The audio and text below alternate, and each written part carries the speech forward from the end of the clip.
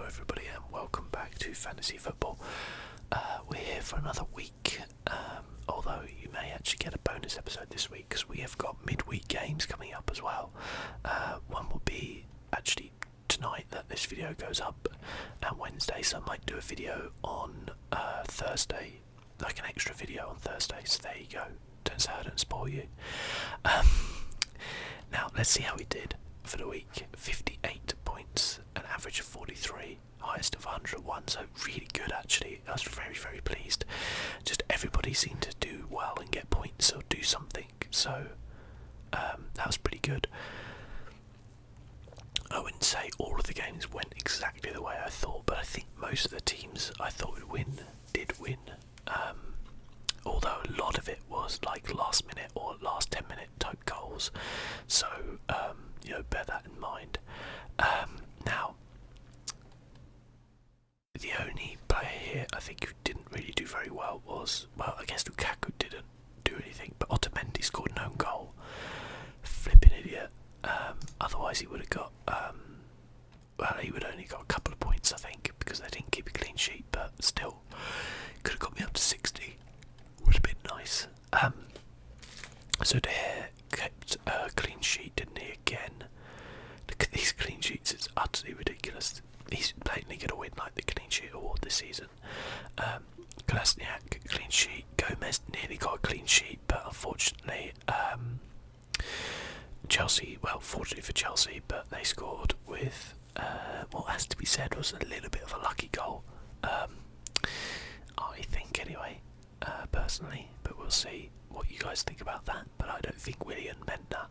He kind of like, I think anyway, he went to kind of cross it in and it just looped over the goalkeeper and went in like the back post, and hey, Chelsea needed a bit of luck there. They got it and it was 1-1. Salah of course scored, vindicating my decision to drop Hazard and put Salah in. I think he's probably the most on-form player in the Premier League right now. Look at these points. Look at this points total for the year so far. The guy is on fire. He's had a couple of crap games, yes, but otherwise he has been like firing. Him and Mane have been fantastic. Watford once again doing well. Richarlison getting 6 points with the assist this time, not a goal but an assist. Decor might end up dropping in. Will Hughes could be the one to switch in there. He scored 2 goals in the last 2 games, so he's on a bit of a run. This guy, Gross, 73 points in total, is just like fantastic to have in your team. Maybe he's not going to get all the clean sheets all the time, but he's usually like the main source of assists. I mean, he's got 1, 2, 3, 4, 5 assists, 3 goals, 4 clean sheets. That's pretty good. Vardy in up front as well got an assist, so pretty happy with that. It's a bit of a risky kind of like decision to put him in, but I think it was okay. And I'm disappointed in Lukaku, basically. Sorry, someone just dropped something outside. Kane doing very well, got his goal, and being captain got the double points for that as well, so that was good. Although I think overall Tottenham will not really be happy with the way the game went. So here's the results, I guess. West Ham Leicester 1-1. Must admit, I thought Leicester would beat them with how bad West Ham had been, but fair play. Like, West Ham really improved in the second half. They went down a goal to Albrighton, with the assist from Vardy. And I think in the end it was West Ham who probably looked like they were going to win it. So maybe Moyes is having an effect. Who knows? I mean, I think from the beginning it was clear West Ham do not have a bad side.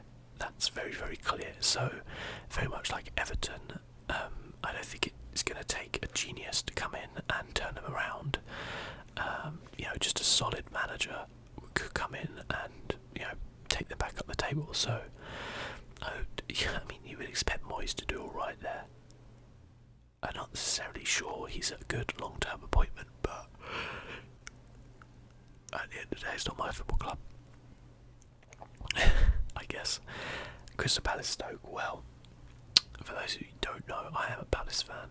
Palace have not enjoyed the best season so far. We've only got 1 win before this game. And this game. If we're going to stand any chance, we've got to start turning some recent decent performances into points. And we, of course, went 1-0 down to Stoke. Shaqiri, one of my favourite players in the league, getting the goal. And I was like, oh, I was devastated when that went in. I really was.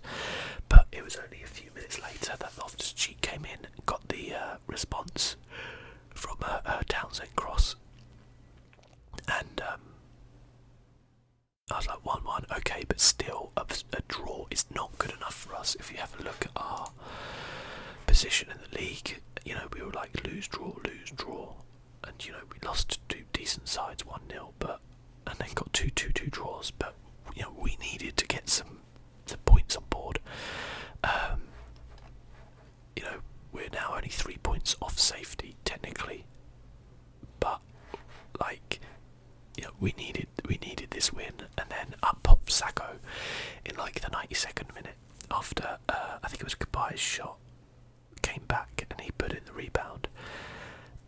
Sakho was captain as well. He's by far our best player.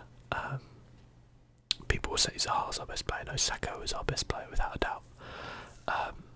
And for him to get a goal as well as be captain for the day and all that malarkey is just incredible. I'm so happy for him, and I'm so happy as a Palace fan that we managed to win that game, because that was a really important game. Like Stoke are down there as well. They're in trouble. You know, if we were just going to put, you know, other people were just putting distance past us, plus the fact that West Ham had already got a point. And you know, they just appointed a manager. West Brom haven't appointed a manager, but they will do soon. Everton haven't yet, they will do soon. And when teams appoint new managers, you expect a bit of an upshift in how they're doing. So we had to get a win on board, you know. It was so vital, and overall we deserved it, I believe, anyway. I think genuinely, like in Loftus-Cheek and Zaha, we have two like really young, exciting players. Not young, like 18, but like early 20s anyway.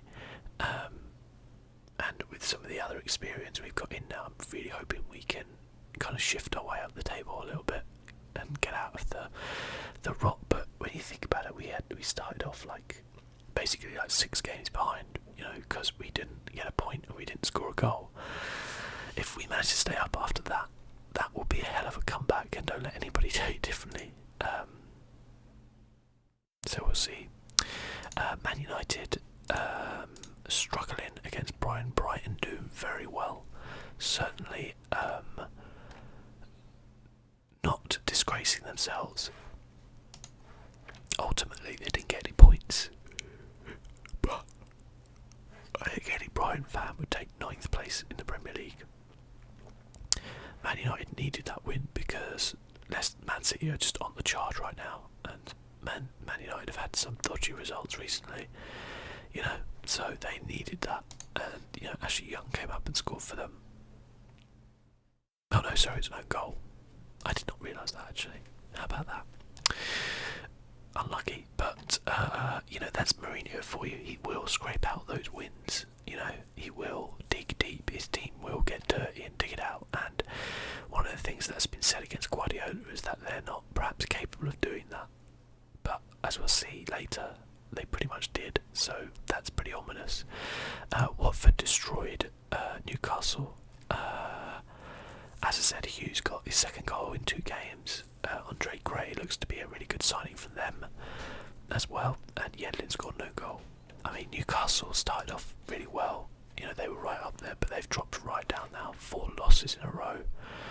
And beginning to struggle a little bit. You know, a couple of bad ones against Burnley. And I mean, Burnley's no disgrace to lose against, but still, you'd expect more probably. Bournemouth. I mean, Man United you could forgive, although they did get battered. And then Watford a good side. I've said that before, and they came off a bad run. And they've got a couple of good wins, but yeah, Newcastle can be disappointed with that. And you know, some of these teams who were high flying, they've got to be careful because they're starting to drop down the table a little bit. And where other teams are going to be bringing in new managers, and with the January transfer window coming up, you know, they've got to be careful. We all remember what happened. Well, perhaps we don't, but when Blackpool got promoted to the Premier League many years ago now, and they started off with this incredible run, and everyone was like, "Oh, they're going to be fine." You know, they were up like in the Europa League places for like half the season, and then they just had this terrible run of form and dropped down and eventually got relegated after having a really good start to the season. So, as I always say, you have to be careful. Not let your foot off the gas. Swansea Bournemouth 0-0. I guess in a way both sides would probably be happy with that. Swansea coming off some terrible results. I mean, yes, they both want to win, but Bournemouth keeping up. 3 unbeaten, only beaten by Chelsea. 3 wins in 5 games. They'll be really happy with that, Bournemouth. And my tip to go down in Bournemouth may well actually prove me wrong there. Spurs 1-1. Rondon getting a goal pretty early on, which I saw the goal and I'm like, I'm not quite sure how this has gone in. It was a weird one. But then Kane and Ali combining, Kane scoring. It wasn't like a last minute thing, but it was pretty close. And Spurs couldn't go on and get the win there, which they'll be disappointed with. I think Spurs are really struggling at the minute. Lost to Man United, lost to Tottenham. That's going to hurt them. That's going to hurt them a lot. And I mean, they're miles away from Man City. I think the only team who are really going to be capable of overturning Man City this season would be Man United. I think the other teams don't have enough strength in depth, and I think they're all prone to lapses of bad form and things like that. Having said that, Chelsea I guess could, but I mean they're 11 points behind right now. That's a tough ask when you have a side as good as Man City, and this is not a Man City side who, if they get an injury or two, are going to struggle. They're not. They've still got so much depth. It's going to be really difficult for anybody. But yeah, Liverpool Chelsea 1-1 as well. Salah scoring, Willian, as I said before, late on, getting a fortuitous goal, shall we say. Even if he didn't mean it, it was still pretty lucky.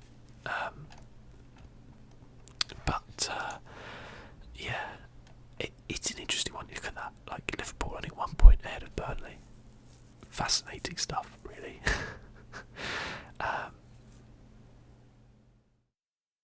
Chelsea, I guess you could say, are the form team. Although they won most of their games 1-0, but it's hard to look past City with that goal difference and the fact that they haven't lost. I don't know if I mentioned it last week, but I was thinking, City going to be the new Invincibles? Are they going to go the season without getting beat? I mean, that Arsenal side was something special, but we're now basically a quarter of the way through, no, a third of the way, just under a third of the way through the season. Yeah, just under. And they haven't been beaten. We have to wait and see. And as I said, they're not a team who are going to struggle if they get 1 or 2 injuries. They can afford to rest players. I saw they had Jesus on the bench, and it's a scary team. Southampton battered Everton. Everton are looking so poor right now, and they need to appoint a manager soon. They need to appoint probably Sam Allardyce. They've got a really good side. They shouldn't be anywhere near the relegation zone. They should be there, basically, around here with the side they've got. But that such is the way of football, I think they're going to go for Allardyce. That's going to be an interesting one.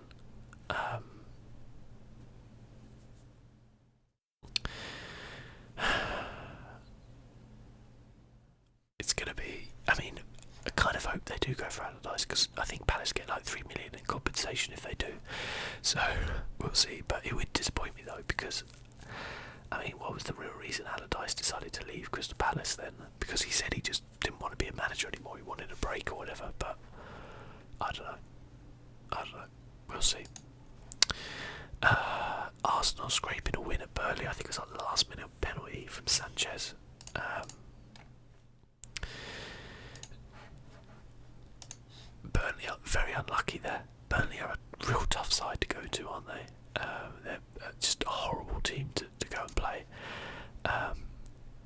tricky there. But Arsenal, I kind of said this before, no one's talking about them. They're moving up the table. This is what they like doing. And yeah, I think it's weird, but I think they could get top 4 this season. I don't think they're going to win the league. I think it depends a little bit on who they sign in January, because I feel like they just need like someone to just gel them together a little bit better. And if Sanchez can stay injury free, well, I guess we don't know what's going on with Sanchez either, do we? Because he could potentially go to City in January, or at the very worst, or at the very least, I guess he could sign a pre-contract clause with City or another team. So you could like ask yourself, what's he going to be like for the second half of the season? It's a tough one. Huddersfield 1, Man City 2. Man City leaving it late with Sterling to get the goal.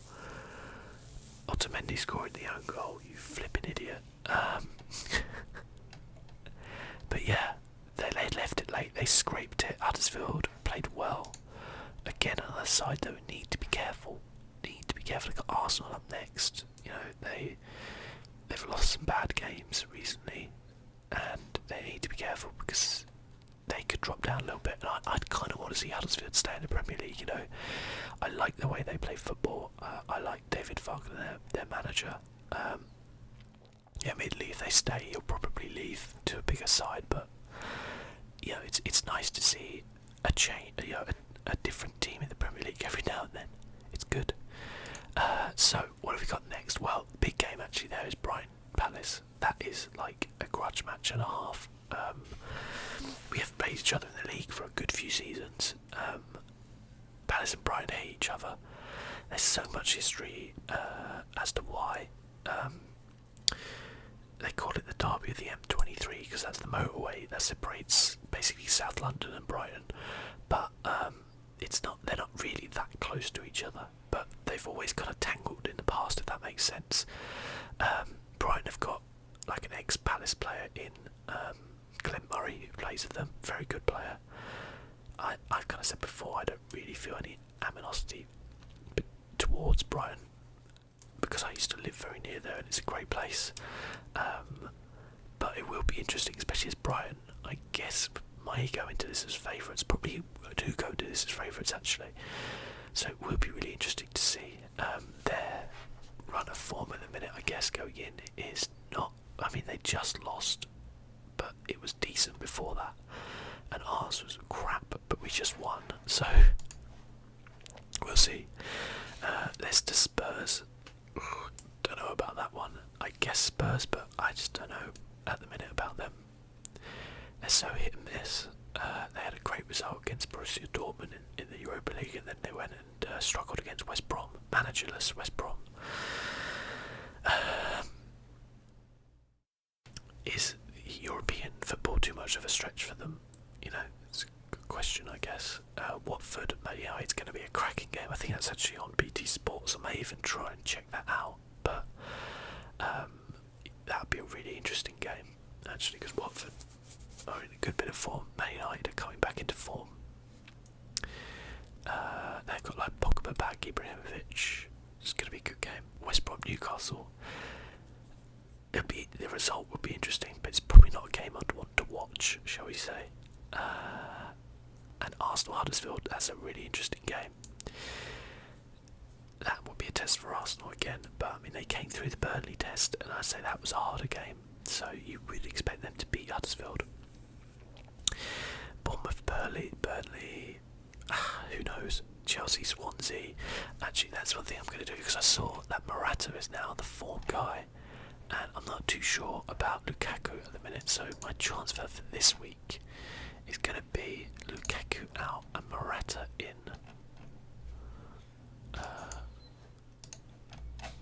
That gives me 2 million to play with.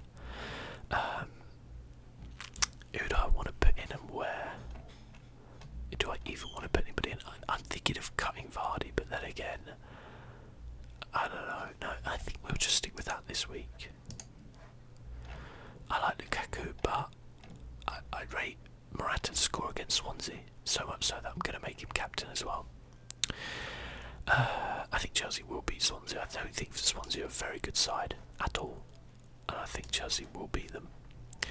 Everton West Ham, that's a cracking match, I guess. It'd be very interesting.